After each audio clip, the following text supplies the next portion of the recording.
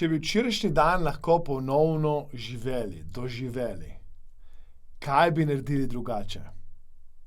Coaching vprašanje danes je usmerjeno v to, da naredite neke vrste refleksijo. Da pogledate, kaj ste včeraj počeli. Da ste pozorni na aktivnosti, ki so se zgodile včeraj. In vi veste, da NLP, hipnoza, coaching, s katerim se jaz ukvarjam, v resnici nima veze s preteklostjo, da se ukvarjamo v resnici s sedanjostjo in prihodnostjo. Vendar danes sem to coaching vprašanje postavil predvsem zato, ker bi rad, da pogledate, kaj je bilo včeraj nekoristno, kaj je bilo včeraj nekonsistentno, kaj je bilo včeraj škodljivo.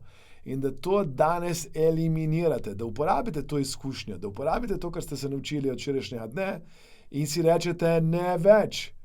Ne več danes, ne več jutri. Dovolj je bilo. In predvsem usmerite sebe v to, da spremenite smer, kam greste.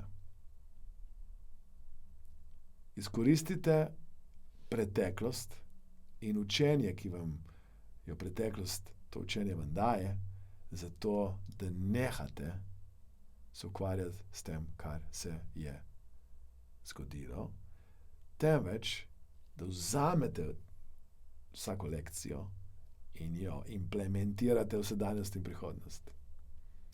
Danes bi ljudje neverjetno obogateli, če bi samo to coaching vprašanje upoštevali. Da, ko so enkrat naredili napako, je nikoli več ne bi naredili.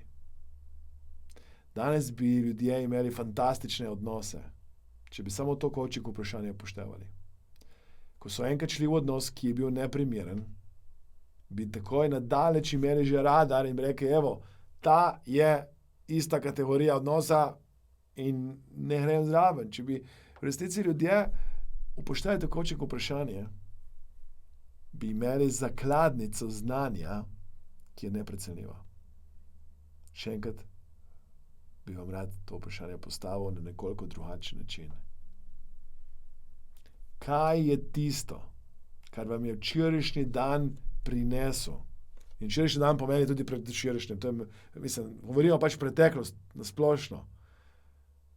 Da veste danes, da tega ne rabite in ne boste več počeli. In kako lahko to zdaj implementirate v svoje življenje. Hvaležen bom za vaš feedback, za vašo povratno informacijo. Hvaležen bom, da to vprašanje delite še z ljudmi, ki jih imate radi. Hvaležen bom, da ko boste ta posnetek poslušali ali gledali, komentirate, všečkate, delite. Hvala lepa.